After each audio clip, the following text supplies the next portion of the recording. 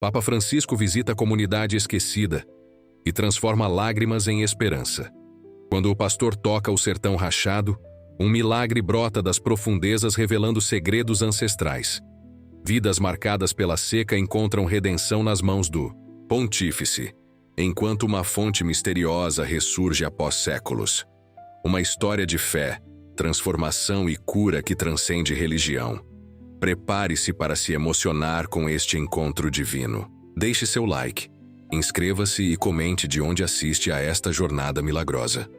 O céu flamejava em tons alaranjados quando Antônio Severino fincou sua enxada na terra ressequida pela última vez naquele dia. Seu rosto, sulcado por rugas profundas, como as fendas que cortavam o solo, ergueu-se para contemplar o horizonte implacável. 3 anos sem uma gota generosa de chuva. 3 anos de orações não atendidas e esperanças desfeitas como poeira ao vento. O suor escorria pela sua testa enquanto ele recolhia as ferramentas, testemunhas silenciosas de sua teimosia lendária. Aquela que o fazia arar a terra mesmo quando todos já haviam jogado a toalha. No pequeno arraial de sertão mirrado, cravado, num recanto esquecido pelo progresso e às vezes até por Deus, pensava Antônio. As casas simples de taipa se enfileiravam em ruas tortuosas, onde crianças de pés descalços corriam apesar da aridez que dominava tudo. Naquela tarde quente, porém, uma agitação incomum tomava conta do lugar. Pessoas apressadas, vozes alteradas, uma notícia que corria mais rápido que a ventania seca. O Papa Francisco visitaria Sertão Mirrado dentro de 1 mês. Antônio chegou em casa, deixou as ferramentas no canto de sempre e lavou as mãos na bacia de água racionada com cuidado.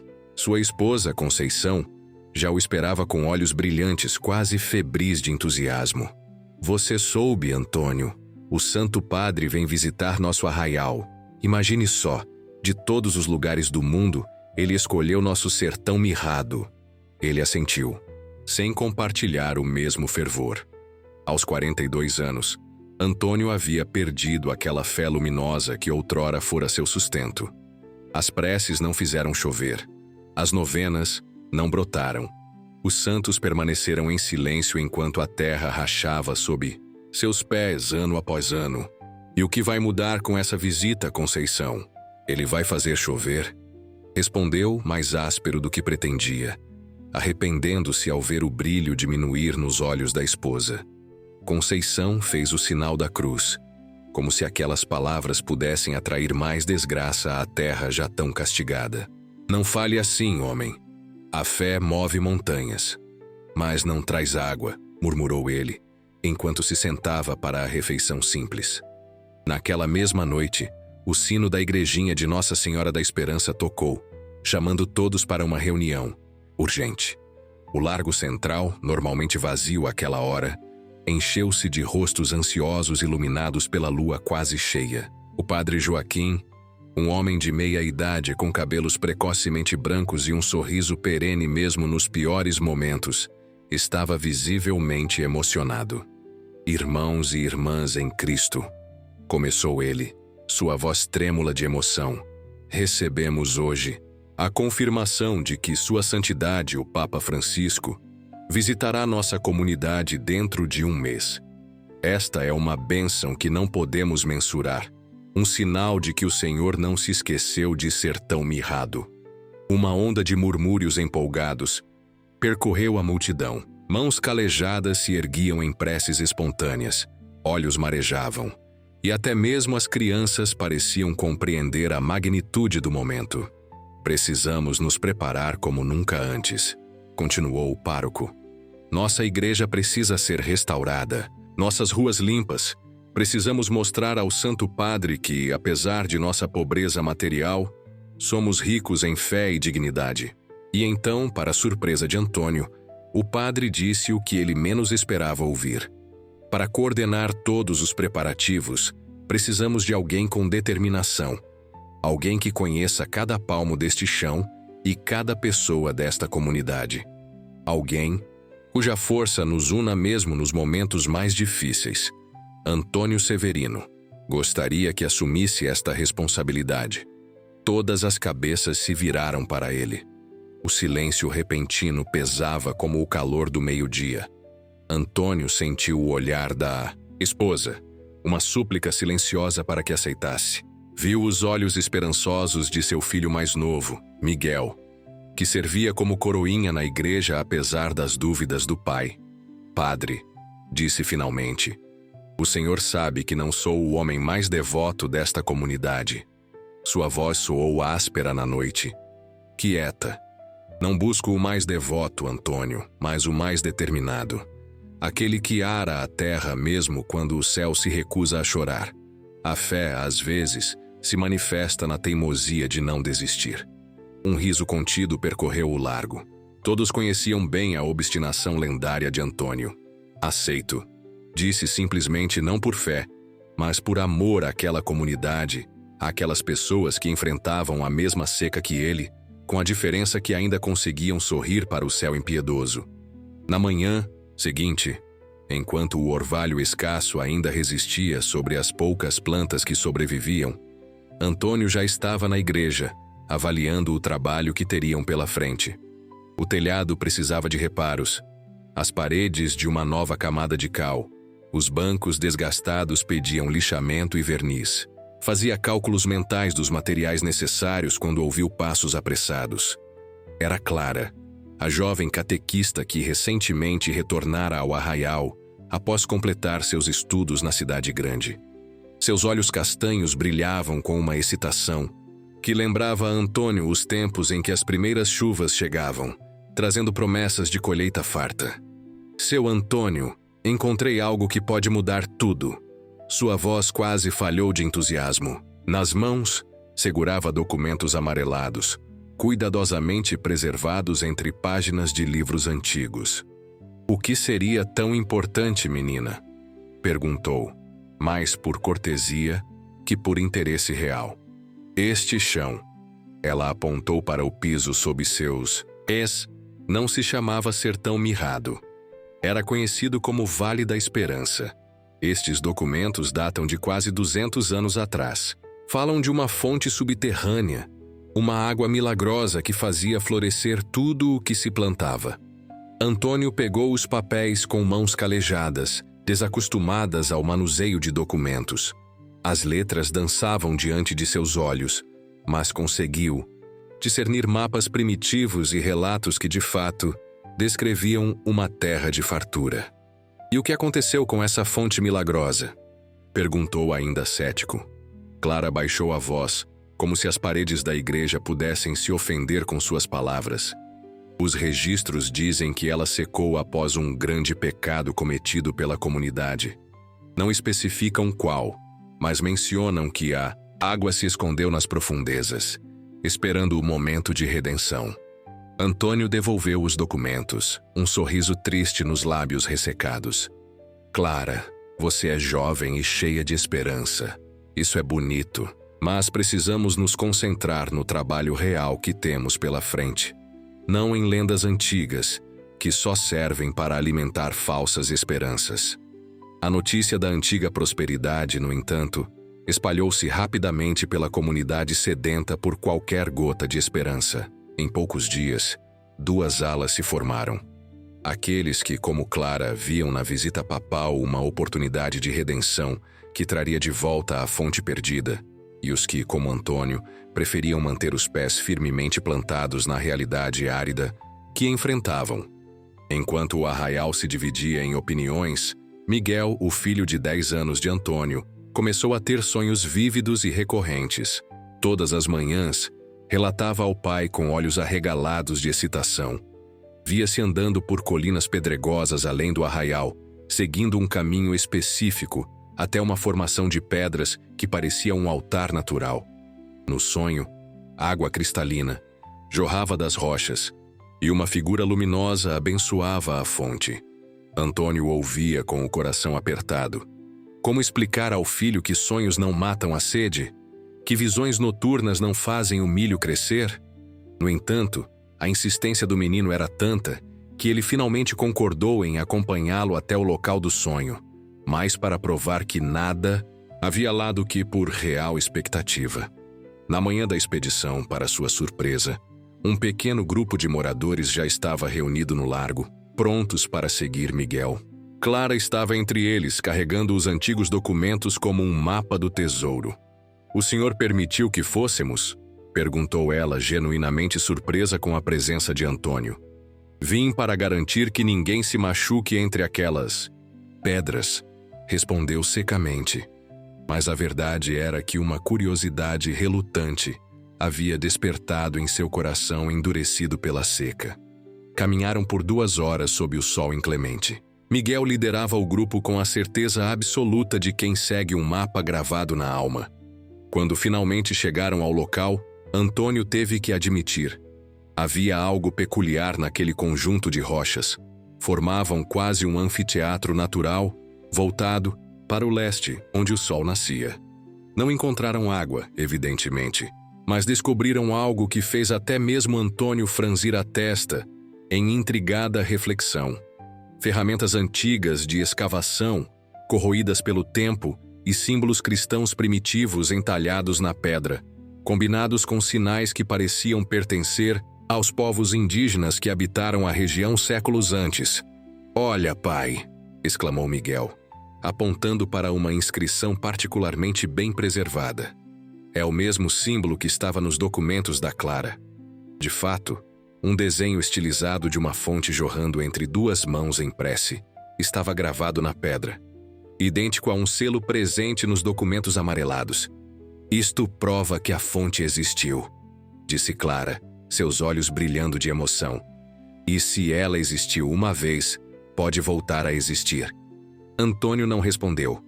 Seu olhar percorria as rochas, as ferramentas antigas, os sinais de uma busca febril que aparentemente não havia dado frutos. Quantos antes deles teriam vindo aqui, movidos pela mesma esperança, apenas para retornar de mãos vazias? O trabalho de preparação para a visita papal intensificou-se nas semanas seguintes. A comunidade, apesar da escassez, demonstrava uma generosidade que comovia Antônio. Doavam o pouco tempo que tinham entre o trabalho na roça ressequida.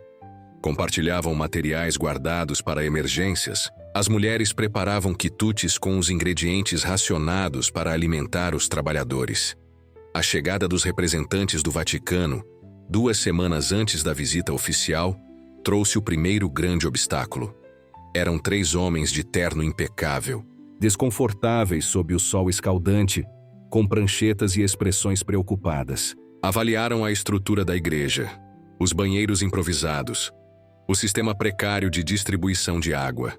"Isto não atende aos requisitos mínimos de segurança e conforto para sua santidade", declarou o mais velho deles, um italiano de cabelos grisalhos e óculos dourados. "Sugerimos transferir o evento para Pedra Branca." Pedra Branca era a cidade grande mais próxima, a 50 quilômetros dali. Uma cidade que há anos disputava com Sertão Mirrado o controle dos poucos recursos hídricos da região. O silêncio que se seguiu àquelas palavras foi mais pesado que o calor do meio-dia. O padre Joaquim olhava para o chão, incapaz de argumentar contra a lógica irrefutável daqueles homens. Clara segurava as lágrimas. Miguel apertava a mão do pai com força. Foi quando algo se rompeu dentro de Antônio. Não sua fé ainda, não, mas seu orgulho de homem da terra, sua dignidade de sertanejo que não se curva ao primeiro vento forte. "Com todo o respeito, senhores." Sua voz saiu mais firme do que esperava. "Acredito que os senhores não compreenderam o propósito da visita de sua santidade." Os 3 representantes voltaram-se para ele surpresos com a interrupção. O Papa Francisco não escolheu Sertão Mirrado por sua infraestrutura ou conforto. Escolheu porque somos exatamente o que somos. Uma comunidade pobre, castigada pela seca, mas que mantém sua dignidade. Se transferirem o evento para Pedra Branca, estarão negando a essência da mensagem do próprio Papa, que a Igreja deve estar com os mais necessitados, não com os privilegiados. Um murmúrio de aprovação percorreu o pequeno grupo reunido. O próprio Antônio parecia surpreso com suas palavras. De onde vinha aquela eloquência repentina? Além disso, continuou, motivado pela atenção respeitosa que agora recebia. Se nos derem as orientações adequadas, garanto que atenderemos a todas as exigências de segurança. Esta comunidade pode não ter muito, mas tem disposição para trabalhar como poucas. O italiano de cabelos grisalhos ajustou os óculos, observando Antônio com um novo interesse. E o senhor é Antônio Severino, o homem que ara a terra mesmo quando o céu se recusa a chorar, respondeu, usando as próprias palavras do padre Joaquim, arrancando sorrisos dos conterrâneos. Após uma breve conferência entre os representantes, o italiano voltou-se novamente para o grupo. Muito bem, senhor Severino. Manteremos os planos originais, mas com condições rigorosas de preparação. Amanhã traremos uma equipe técnica para orientá-los. Vocês terão exatamente 10 dias para implementar todas as melhorias necessárias. Foi como se uma garoa fina tivesse caído sobre sertão mirrado. Os rostos abatidos iluminaram-se com sorrisos cautelosos. O padre Joaquim apertou o ombro de Antônio com gratidão silenciosa. Miguel olhava para o pai como se ele fosse um herói, saído das histórias que a avó contava. As semanas seguintes testemunharam algo que Antônio não via há anos: a transformação de sertão mirrado. Não pela chegada das chuvas, mas pela chegada de algo igualmente poderoso: a esperança coletiva. Trabalhando juntos, os sertanejos renovaram a antiga igreja, substituíram o telhado quebrado, pintaram as paredes descascadas com cal branca que refletia o sol como neve. As ruas poeirentas foram limpas. As casas simples ganharam cortinas improvisadas com tecidos coloridos, e o largo central floresceu com decorações feitas de materiais reciclados, garrafas plásticas transformadas em flores, latas velhas em lanternas decorativas. Antônio, embora ainda cético quanto à fé, redescobria o poder da união comunitária.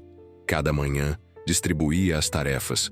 Cada noite, reunia todos para avaliar o progresso e planejar o dia seguinte.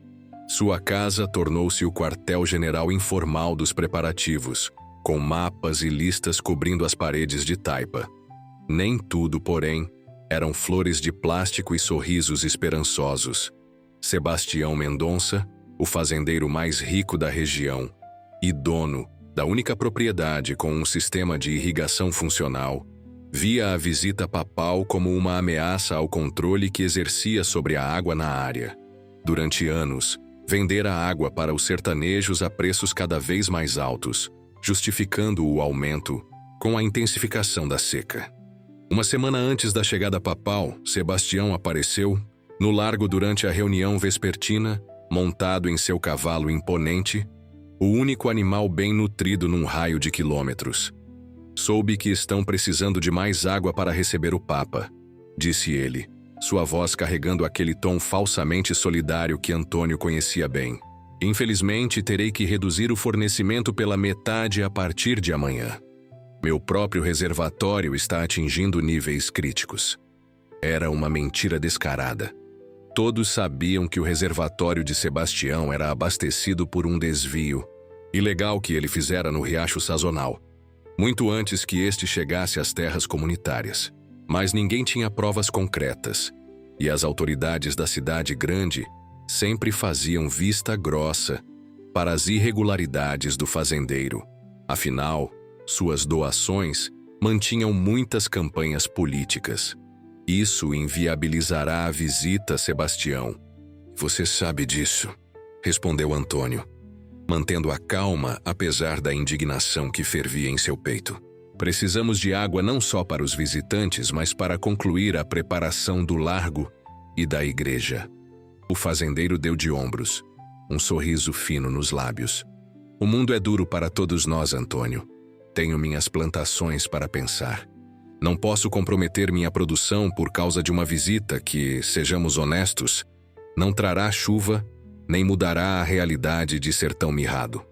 Naquela noite, após uma reunião tensa com o conselho comunitário, Antônio não conseguiu dormir. As palavras de Sebastião ecoavam em sua mente, não pela maldade que continham, mas pelo grão de verdade que carregavam. O que realmente mudaria com a visita do Papa? Sertão Mirrado continuaria seco.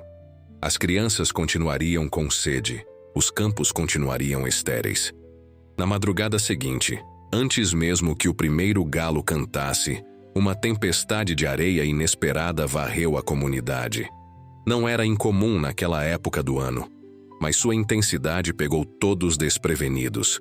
O vento uivava entre as casas como um animal ferido, arrancando telhados improvisados, derrubando a estrutura montada no largo, cobrindo tudo com uma camada espessa de poeira avermelhada. Quando o sol nasceu, revelando a extensão dos danos, muitos moradores caíram em desespero. Grande parte dos preparativos feitos nas últimas semanas havia sido destruído. A igreja, felizmente, resistira com danos menores, mas o largo, onde ocorreria o evento principal, estava irreconhecível sob montes de areia e destroços. É um sinal, murmurava a velha Dona Josefa, a benzedeira mais respeitada da comunidade. Um sinal de que não somos dignos desta visita. Outros concordavam cabisbaixos. A tempestade parecia ter levado não apenas as estruturas físicas, mas também a frágil esperança que haviam cultivado. Foi neste momento crítico que Antônio, surpreendendo a si mesmo e a todos ao redor, pediu que a comunidade se reunisse na igreja, não para rezar. Ainda não estava pronto para isso, mas para algo igualmente importante: reencontrar sua dignidade coletiva. As velas tremulavam dentro da nave parcialmente escurecida pelo pó que se infiltrara pelas frestas. Os bancos, recém-lixados, acolhiam pessoas de ombros caídos e olhares derrotados. Antônio permaneceu em silêncio por um longo momento, observando aqueles rostos que conhecia desde a infância. Cada ruga uma história de luta, cada calo uma prova de perseverança. Eu não sou um homem de fé, começou, sua voz ecoando entre as paredes de pedra. Todos vocês sabem disso. Perdi minha fé quando perdi minha terceira colheita para a seca. Quando vi meu filho mais velho partir para a cidade em busca de trabalho. Quando enterrei meu pai sem ter água suficiente para lavar seu corpo como manda a tradição. Um silêncio respeitoso preenchia o ar. Mas há algo que nunca perdi, que nenhum de nós perdeu, mesmo nos piores momentos. Nossa dignidade. Nossa capacidade de levantar depois de cada queda, de plantar mesmo sabendo que talvez não colhamos, de cuidar uns dos outros quando tudo o que o céu nos dá é indiferença. Antônio fez uma pausa, buscando as palavras certas. Esta tempestade não é um sinal de que não somos dignos da visita do Papa. É apenas mais um desafio, como tantos outros que já enfrentamos. E sabem o que fazemos diante de desafios? Nós nos levantamos, sacudimos a poeira e continuamos. Um murmúrio de aprovação começou a percorrer a igreja. Nosso valor não depende da aprovação divina ou da visita de qualquer autoridade, por mais santa que seja. Depende da dignidade com que enfrentamos as adversidades juntos. E se há algo que sei sobre nós, sobre Sertão Mirrado, é que nossa dignidade é mais forte que qualquer tempestade. Foi como se uma pequena chama se acendesse em cada olhar presente. Clara foi a primeira a se levantar, seguida pelo padre Joaquim. Logo, toda a comunidade estava de pé, um aplauso espontâneo enchendo a igreja com mais vida do que ela vira em anos. Nos 3 dias seguintes, Sertão Mirrado transformou-se num formigueiro humano. Homens, mulheres e até crianças trabalhavam incansavelmente para reconstruir o que a tempestade destruíra. Antônio liderava pelo exemplo, sendo sempre o primeiro a chegar e o último a sair, ignorando o calor, a sede e o cansaço. Na terceira noite, exausto, além do que seu corpo de 42 anos poderia suportar, Antônio adormeceu junto ao altar da igreja, que estava ajudando a limpar. Teve um sonho tão vívido que, ao acordar sobressaltado, ainda podia sentir o toque áspero das mãos que o guiavam. Nos sonho, seu avô, falecido há mais de 20 anos, o conduzia pelo mesmo caminho das colinas pedregosas que Miguel havia sonhado. Mas em vez de parar no anfiteatro natural, onde haviam encontrado as ferramentas antigas, O velho o guiava por uma passagem estreita entre as rochas, descendo por uma trilha quase invisível até uma pequena abertura no solo, parcialmente coberta por pedras e vegetação seca. A água nunca abandona quem não a abandona, dizia o avô no sonho, sua voz exatamente como Antônio lembrava, grave, melodiosa e carregada de sabedoria roceira. Ela apenas se esconde para se proteger daqueles que não a respeitam. Antônio não contou a ninguém sobre o sonho. Na manhã seguinte, aproveitando um intervalo nos preparativos, voltou sozinho às colinas. Seguindo o caminho que recordava do sonho, descobriu algo que haviam deixado passar durante a expedição anterior. Uma pequena gruta oculta por entre as rochas. Sua entrada quase totalmente fechada por pedras que, olhando mais atentamente, pareciam ter sido colocadas ali de propósito. Com esforço, removeu algumas das pedras menores e conseguiu passar pelo estreito vão. O interior da gruta era surpreendentemente fresco comparado ao calor sufocante do exterior. À medida que seus olhos se acostumavam à penumbra, Antônio discernia detalhes fascinantes. Nas paredes, entalhes que combinavam símbolos cristãos primitivos com sinais indígenas. No solo, marcas circulares que lembravam o desenho de uma fonte. E, no centro da gruta, uma depressão perfeitamente redonda, como um pequeno poço seco há muito tempo. Ajoelhou-se e tocou o fundo do poço. A terra estava completamente seca, sem o menor sinal de umidade. Mas algo na perfeição daquela estrutura, nos símbolos nas paredes, no cuidado com que tudo havia sido disposto, dizia a Antônio que aquele lugar já fora sagrado.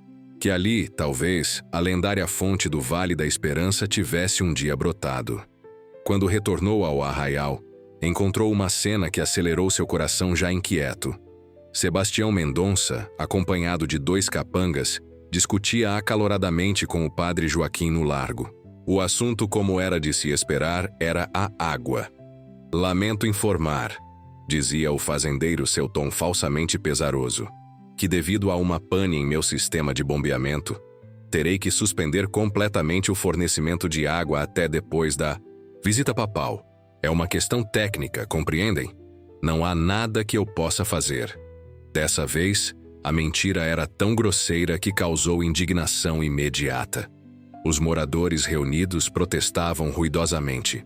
O padre, embora mantendo a compostura, tinha o rosto vermelho de frustração.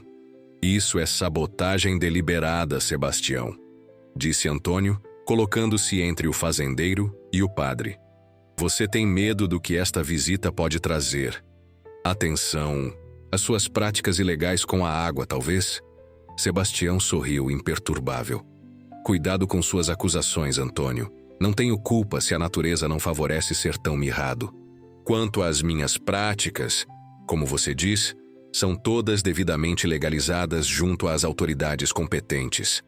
Tocou levemente o chapéu num gesto de falsa cortesia e virou seu cavalo, deixando para trás uma comunidade à beira do desespero. Notícia espalhou-se rapidamente. Sem a água de Sebastião, a visita papal seria impossível. Não haveria como atender às necessidades básicas dos visitantes, muito menos concluir os preparativos que ainda restavam. O Conselho Comunitário reuniu-se em sessão de emergência na igreja, buscando soluções desesperadas. "Poderíamos pedir ajuda à Prefeitura de Pedra Branca", sugeriu alguém. "Eles nunca nos ajudariam", respondeu o outro. "Ficariam felizes em receber o Papa em nosso lugar." "E se tentássemos cavar um poço caipira?", perguntou Clara. "Os registros antigos mencionam que havia água não muito profunda nesta região." "Já tentamos isso antes", lembrou o velho Pedro, que havia perdido 3 filhos para a cidade grande. "Cavamos até encontrar rocha pura. Não há água acessível sob ser tão mirrado. Pelo menos não com nossas ferramentas simples."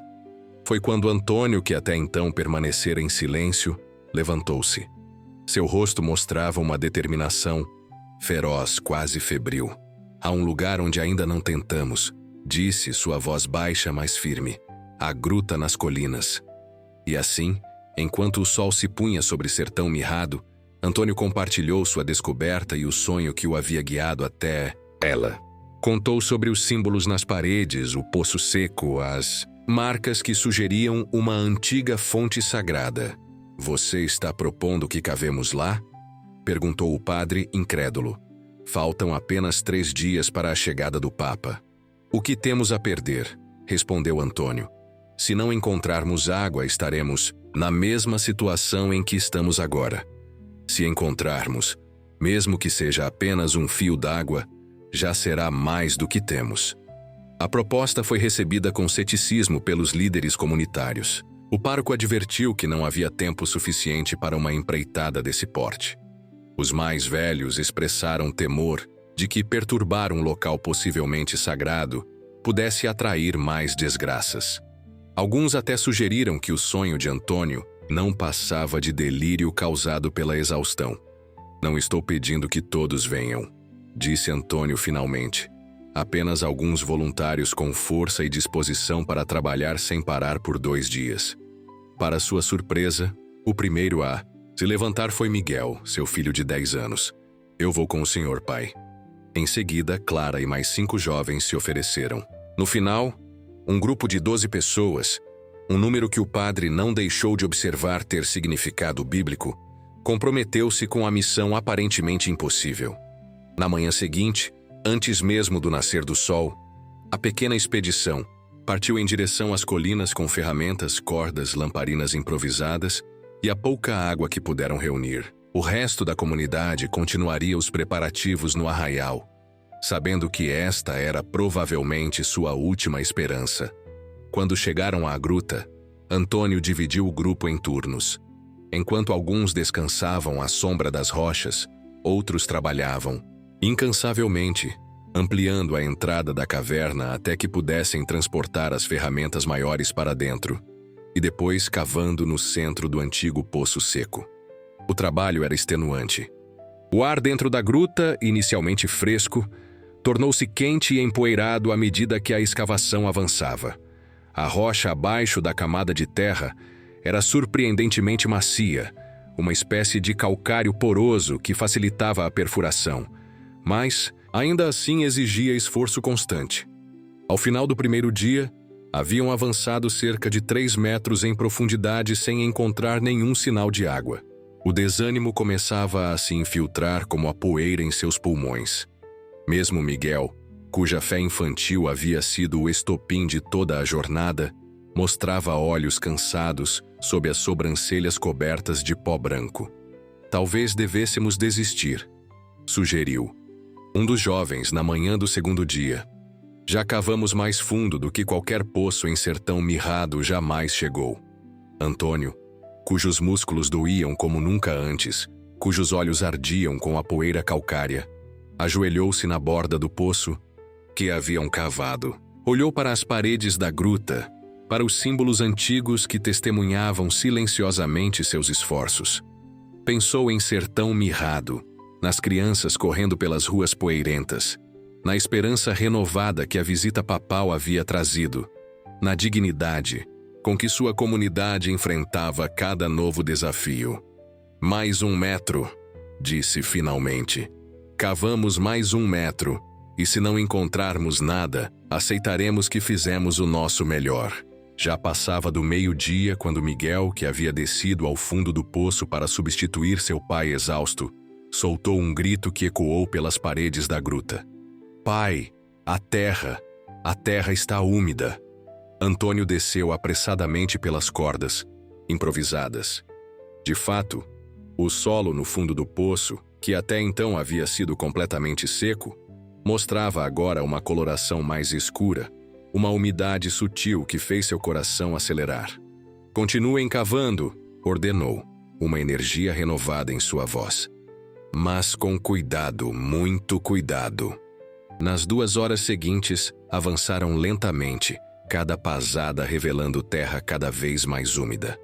E então, quando Antônio afundou a picareta com particular vigor, ouviu-se um som oco, seguido por um ruído de água corrente. A picareta havia perfurado uma camada fina de rocha que aparentemente cobria um pequeno reservatório subterrâneo. Clara, que observava da borda, foi a primeira a verbalizar o que todos pensavam: é um milagre. O sonho do Miguel, o seu sonho. A fonte existe mesmo.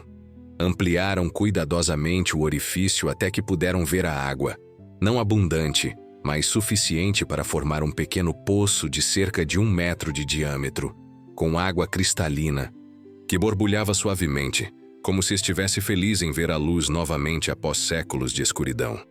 A notícia da descoberta espalhou-se pelo arraial como rastilho de pólvora. Antes do anoitecer, praticamente toda a população de Sertão Mirrado havia feito a peregrinação até a gruta para testemunhar o que muitos já chamavam de o milagre da fonte reencontrada. Organizaram um sistema de baldes e cordas para extrair a água, que era transportada cuidadosamente até o arraial em pequenos barris. Nem todos, entretanto, compartilhavam do entusiasmo geral. Sebastião Mendonça apareceu na gruta ao pôr do sol, seu rosto uma máscara de desconfiança. Isso não passa de uma coincidência, declarou alto o suficiente para que todos ouvissem. Ou pior, uma marmotagem orquestrada para impressionar o Papa. Essa água provavelmente vem de algum desvio ilegal do meu reservatório. Antônio, que supervisionava a extração da água, enfrentou o olhar do fazendeiro sem vacilar. Fique à vontade para investigar, Sebastião. Não temos nada a esconder, diferente de certos coronéis que eu conheço. Na véspera da chegada, Papal, enquanto os preparativos finais eram concluídos com a água da fonte recém-descoberta, um fenômeno estranho ocorreu. A água, que até então havia sido cristalina, adquiriu uma coloração avermelhada. Não era um vermelho de sangue ou de ferrugem, mas um tom suave, quase rosado, como o céu ao amanhecer. A mudança causou consternação imediata.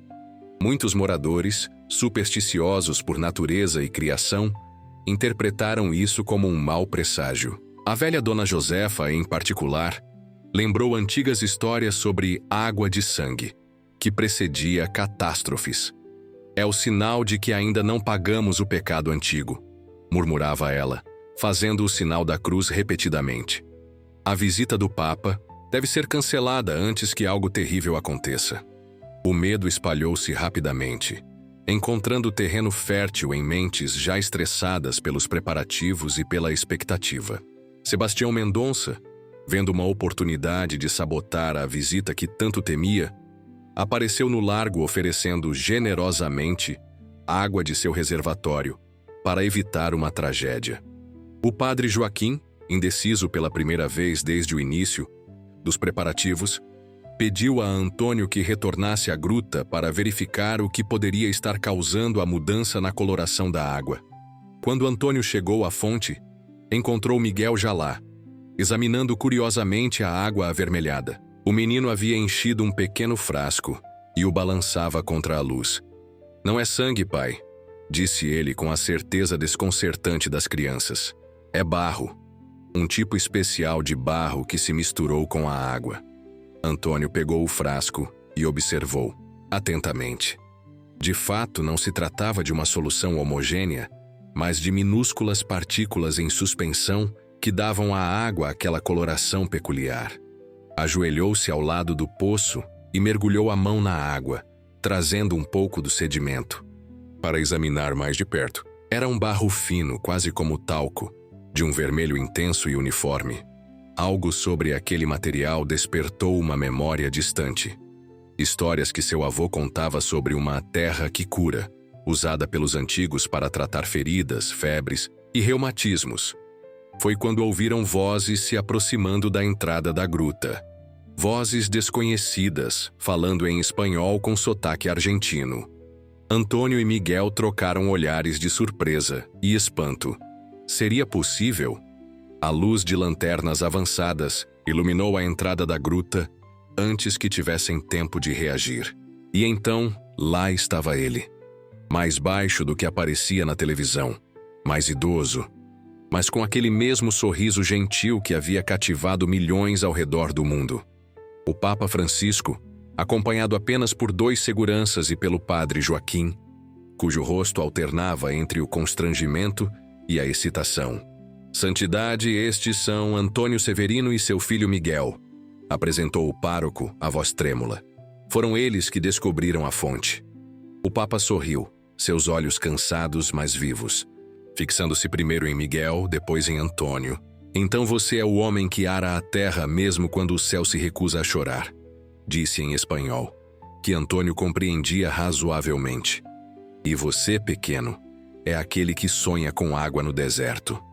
Miguel, normalmente tagarela, estava mudo, de emoção. Antônio inclinou levemente a cabeça, sem saber como reagir diante do líder religioso. Chegamos um dia antes do previsto, explicou o Papa, como se fosse a coisa mais natural do mundo estar ali, naquela gruta remota.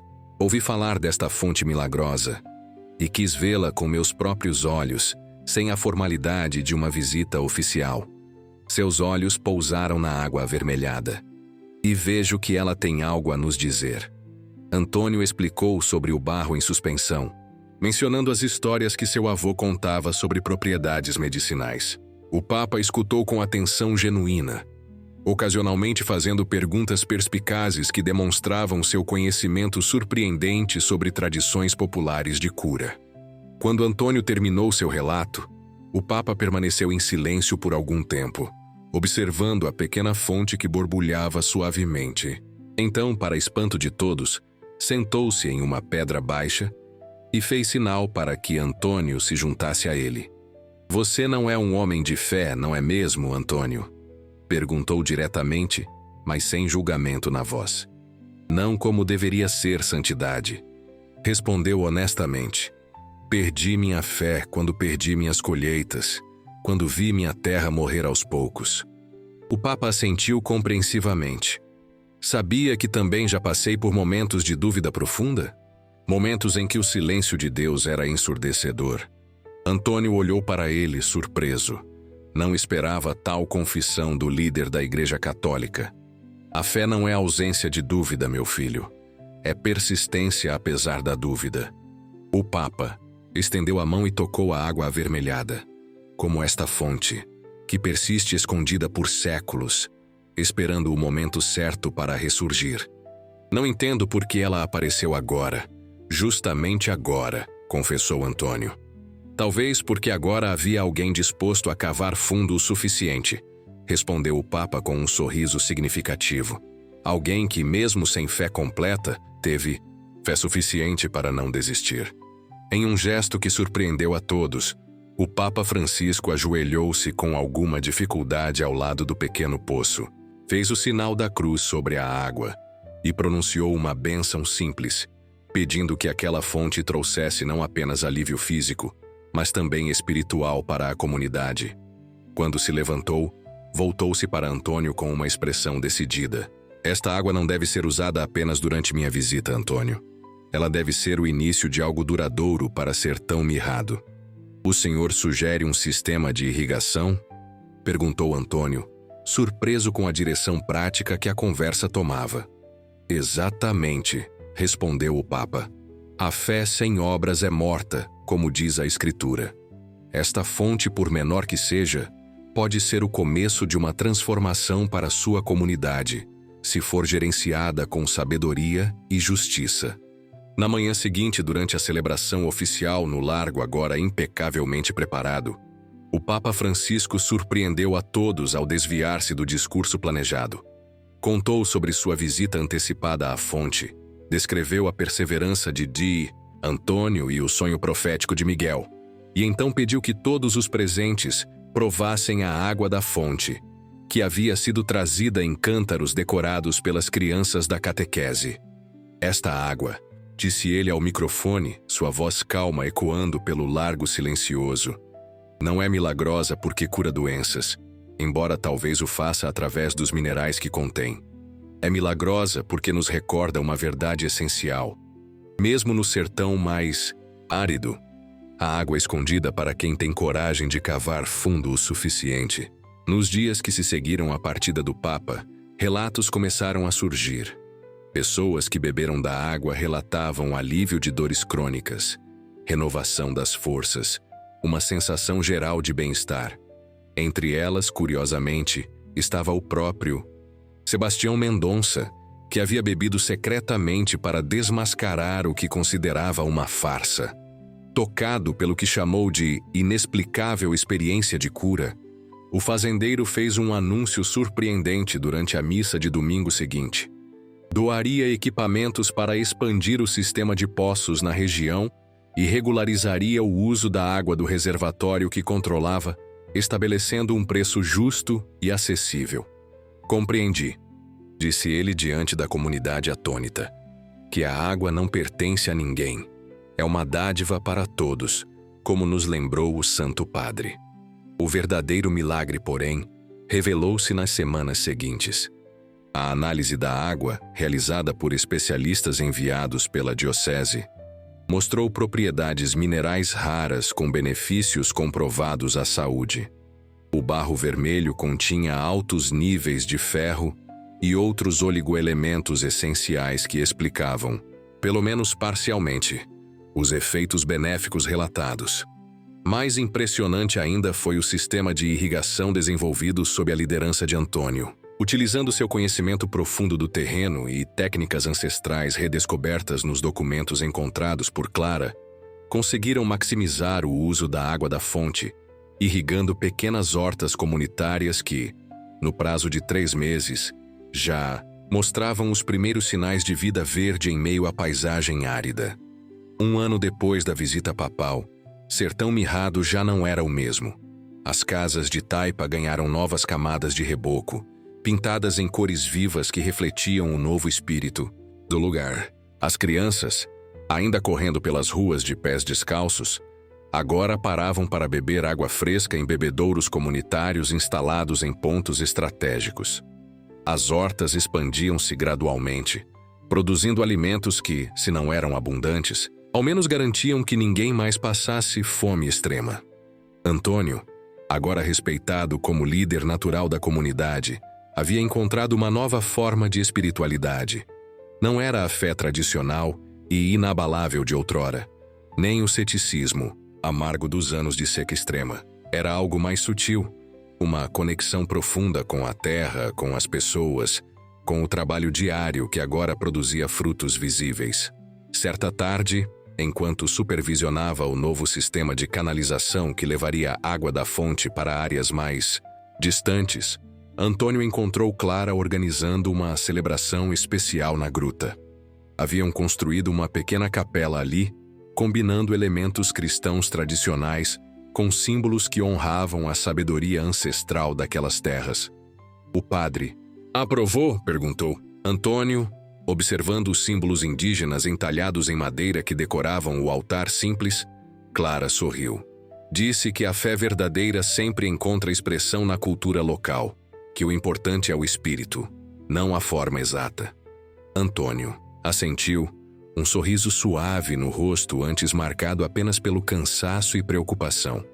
Sabe, Clara, ainda não sou o que se poderia chamar de um homem devoto, mas compreendo agora o que o Papa quis dizer sobre cavar fundo o suficiente. E o que ele quis dizer? Perguntou ela genuinamente curiosa.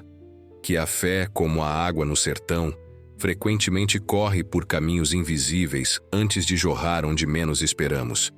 Que o importante não é tanto onde a encontramos, mas o que fazemos com ela depois que a descobrimos. Clara sorriu, seus olhos brilhando com a mesma intensidade daquele dia em que trouxera os documentos antigos. É por isso que o Papa pediu que mudássemos o nome de volta para Vale da Esperança? Talvez, respondeu Antônio, olhando para o horizonte onde, pela primeira vez em muitos anos, nuvens de chuva se formavam timidamente. Ou talvez porque todo o sertão mirrado guarda, nas suas profundezas, a promessa de renovação. E enquanto o sol se punha sobre o Vale da Esperança, não mais sertão mirrado, pingos leves de chuva começaram a cair, primeiro hesitantes, depois com crescente confiança, como bênçãos líquidas sobre uma terra redescoberta e um povo que, como sua fonte sagrada, havia reencontrado sua força nas profundezas.